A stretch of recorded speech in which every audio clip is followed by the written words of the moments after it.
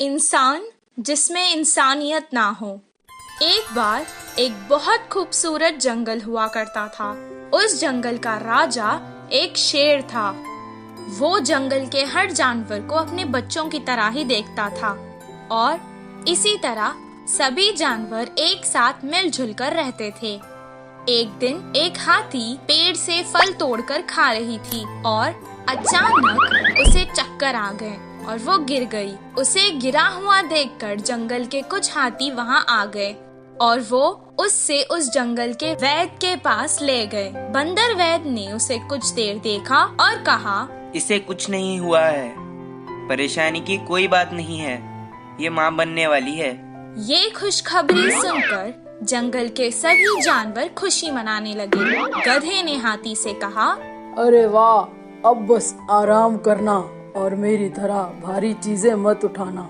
हिरन ने भी कहा, तुम मेरी तरह कूदा मत करो, आराम से चलो। मंत्री लोमड़ी ने कहा, मेरी तरह जो मिले वो मत खाना, अच्छा खाना खाओ। कौवे ने कहा, तुम्हें अगर कुछ भी चाहिए तो मुझे आवाज दे देना।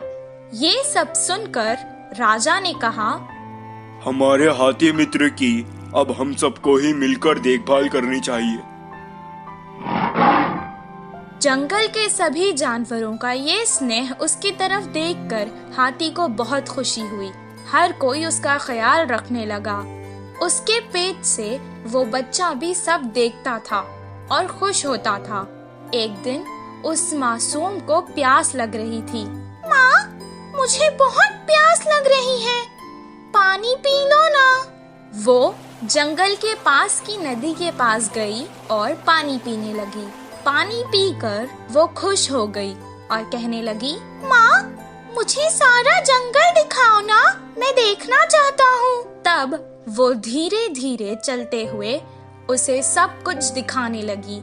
उस खूबसूरत जंगल को देखकर उसके बच्चे को बहुत खुशी हुई। अचानक वो रास्ता भटक गई और जंगल के पास के गांव में आ गई। उस गांव में 2 शरारती बच्चे रहते थे।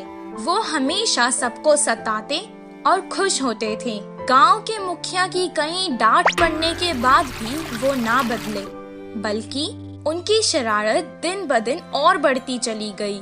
कुछ दिन बाद उन्होंने सोचा कि पटाखों के साथ कुछ शरारत करते हैं। तब उन्होंने वो पटाखे एक अनानास में भर डाले और रख दिए। तभी वहाँ से वो हाथी जा रही थी। पटाखों से भरा अनानास उन्होंने उस बेचारे हाथी को खिला दिया। वो खाते ही अचानक हाथी के मुंह में वो अनानास फट गया और उस बेचारे हाथी का मुंह बुरी तरह से जख्मी हो गया। वो बेचारी तड़पती हुई यहाँ वहाँ भागने लगी, लेकिन उसे ऐसे देखकर उन दोनों शरारती बच्चों को बहुत मजा आने लगा। वो भागते भागते वापस जंगल आ गई और अपने मित्रों को सारा हाल सुनाने लगी। वो सब एक जगह जमा होकर बहुत दुखी हो गए। उसे सुनकर बंदर ने कहा, ये बहुत गंभीर समस्या है, इसका इलाज मेरे पास नहीं है। कुछ देर बाद हाथी का बच्चा माँ से कहने लगा, माँ, काफी देर हो चुकी है, मुझे भूख लग रही है, कुछ खाने को दो ना। बेचारी मुंह जख्मी होने के कारण ना खुद कुछ खा पा रही थी और ना अपने भूखे बच्चे को कुछ खिला पा रही थी। वो वापस नदी में गई और पानी से ही अपने बच्चे की भूख मिटाना चाहती थी। कुछ देर पानी पीने के बाद उसने अपने मासूम बच्चे से रोते हुए कहा, बेटा, मुझे माफ कर देना, मैं तुम्हें इस जालिम दुनिया में नहीं आने दूंगी। इतना कहकर उसने अपनी जान दे दी। हाथी की मृत्यु देखकर जंगल के सभी जानवर दुखी हो गए और उस घटना के बाद कभी कोई उस जंगल से बाहर नहीं गया।